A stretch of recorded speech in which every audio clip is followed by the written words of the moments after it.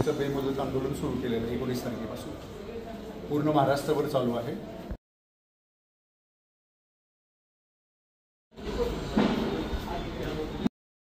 कार्यक्रमांतर्गत या ठिकाणी आपल्या सातारा जिल्ह्याचा दिनांक 19 ऑगस्टपासून बेमुदत आंदोलन सुरू केलेलं आहे। आपण शासनाने जो 14 मार्च 2024ला शासन निर्णय पारित केलेला आहे की महाराष्ट्रातील NHM कार्यक्रमांतर्गत जे 38,000 कर्मचारी आहेत या कर्मचाऱ्यांच्या समायोजनाचा जो निर्णय पारित केलेला आहे तो पारित होऊन आज 16 महिन्याचा कालावधी उलटलेला आहे, परंतु तरीही शासनाने त्या GRची अंमलबजावणी केलेली नाही। त्यामुळे यापूर्वी आपण 30 जूनला एक दिवसाचं लक्षवेधी आंदोलन केलेलं होतं। त्याच्यानंतर 10 आणि 11 तारखेला आपण आझाद मैदानामध्ये संपूर्ण महाराष्ट्राचं एक 2 दिवसाचं आंदोलन केलेलं होतं। त्या ठिकाणी आपण आरोग्यमंत्री महोदयांना भेटलो होतो, त्यांना निवेदन दिलेलं होतं।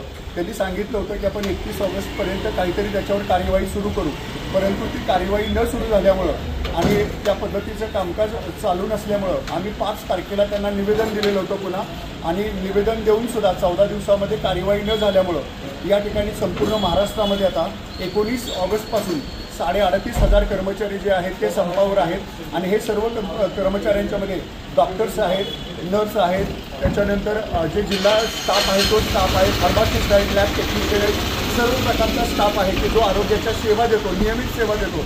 याच्यामध्ये लसीकरण असेल, डायलिसिस असेल, SNCUचं डिपार्टमेंट असेल, हेमॅटॉलॉजी असेल, या सर्व डिपार्टमेंटमध्ये अतिशय चांगल्या पद्धतीनं हा कर्मचारी गेले 25 वर्ष सेवा देतोय।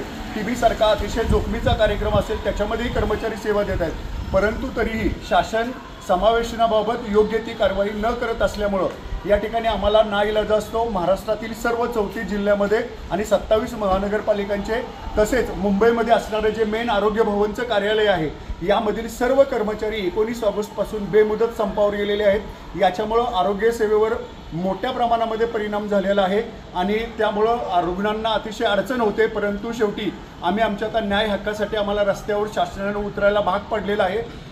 शासनाकडून आरोग्यमंत्री महोदय सकारात्मक आहेत, परंतु त्या ठिकाणी जे प्रशासनमधले अधिकारी आहेत ते योग्य पद्धतीनं कार्यवाही न करता गेल्या 16 महिन्यापासून हा प्रश्न प्रलंबित ठेवल्यामुळं आम्हाला कोणत्याही प्रकारचा पर्याय आता उपलब्ध राहिलेला नाही आहे। त्यामुळे आम्ही सर्व कर्मचारी जोपर्यंत समायोजनाच्या अनुषंगानं आणि आमच्या ज्या 18 मागण्या आहेत त्या 18 मागण्यांच्या अनुषंगानं शासन जोपर्यंत कार्यवाही करत नाही तोपर्यंत हे आंदोलन संपूर्ण महाराष्ट्रामध्ये बेमुदत स्वरूपात सुरू राहणार आहे।